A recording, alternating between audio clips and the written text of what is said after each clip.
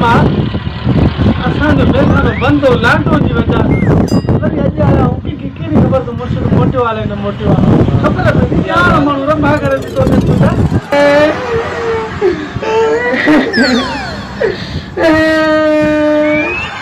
हुकुम कर बच्चा छा मसलो आहे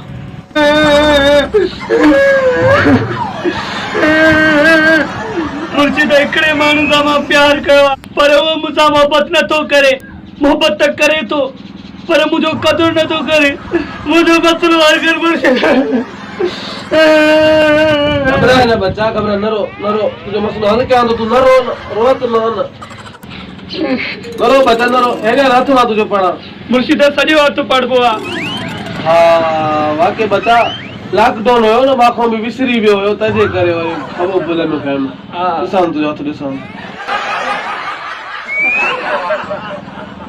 लीड़े छा थियो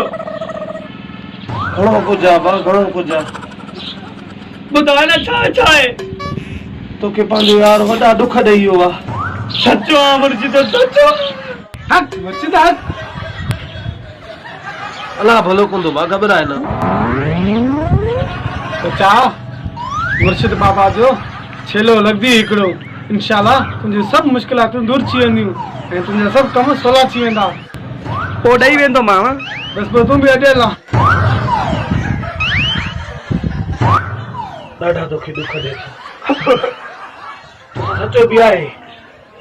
तोसां मोहबत बि अथसि पर हू तोखो इम्तिहान वठे थो इम्तिहान भला उस्ताद आहे छा हो चए थो त किथे हू ॿिए कंहिं सां राब्तो नथो करे मुर्शिद उनखे ख़बर पए थी हो सचो आहे शिका पर तूं बि वॾो लिखा हिक सां राब्तो करे बि कोन थो बेशक सचो आहे मुर्शिद सचो आहे हक मुर्शिद हक इंशाअल्लाह तोखो माफ़ी वठंदो जेके ॼाणा तोखो नाराज़ हुयो तोसां न ॻाल्हाए पियो तुंहिंजे कदम में झुकी करे तोखे माफ़ी वठंदो मुर्शिद पोइ छेलो हाणे रोक पुॼायो न जाए अकाउंट में मोकिलियां ॿुधो इहो अकाउंट में जेको छेलो थियो कढायो किथे इहो बाबा माल जी पीड़ी वठी बकरा पीड़ी ॾिठी अथव हिते ये बिल्कुलु अकाउंट में निकिरी ईंदो हा बेशक न निकिरे गारंटी आहे जीअं तव्हांजो तावीज़ गारंटी वारो आहे जेको बि गारंटी तव्हां वटि पुॼी वेंदो छेलो बि वॾो हुजे मां कहिड़ो तावीज़ तव्हांखे ॼाण थो न बिल्कुलु तव्हां सां पंहिंजो यार बची वेंदो पर छेलो ज़रूरु मिले इंशाअल्लाह तुंहिंजो कमु ज़रूरु थी वेंदो हक मुर्शिद हक मुझे गाली तो दिल के लग नहीं थी ना ये अकाउंट में ऐसा कढ़ाई उनका दे